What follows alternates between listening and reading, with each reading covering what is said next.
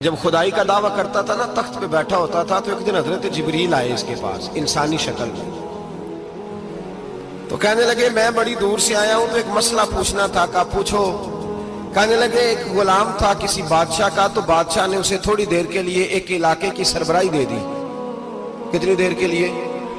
کتنی دیر کے لیے ہمیں سربراہیاں ملتی ہیں؟ کیوں جی؟ تھوڑی دیر کے لیے ملتی ہے نا، تھوڑی دیر کے لیے سربراہی دے دی ایک غلام کو۔ ذرا بات کو سمجھیے، حضرت جبریل پوچھتے ہیں، کہتے ہیں سربراہی مل گئی، اب وہ مالک ہی بن کے بیٹھ گیا ہے، وہ بات ہی نہیں سنتا، اس کو تھوڑی دیر کے لیے بنایا تھا، وہ تو خدائی کا دعویٰ کرنے لگا ہے، آپ بتائیں اس کا انجام کیا ہونا چاہیے؟ یہ مسئلہ پوچھنے آیا ہوں۔ تو فرعون کہنے لگا اس کا انجام یہ ہے کہ اسے پانی میں غوطے دے دے کے مار دے۔ انجام کیا ہے؟ بولیے بولیے، کیا انجام ہے؟ کیا انجام ہے جی؟ پانی میں، اللہ اکبر، اپنی سزا تجویز کر رہا ہے۔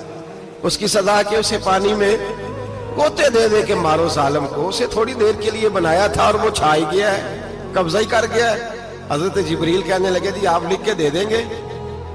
کہنے لگا لاؤ لکھ دیتے ہیں۔ لکھوا لیا، جناب جبریل رکا لے کے تشریف لے گئے۔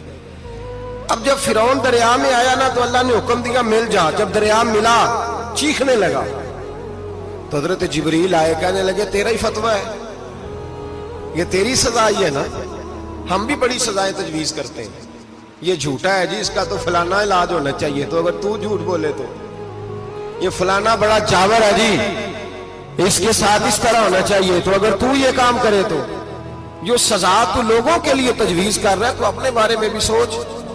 اب جب غوطے آئے نا، آخری وقت دیکھا وہ فرعون جو کہتا تھا میری مرضی سے دریا چلتا ہے، علامہ ساوی نے تفسیر ساوی میں لکھا ہے تڑپ کے رونے لگا۔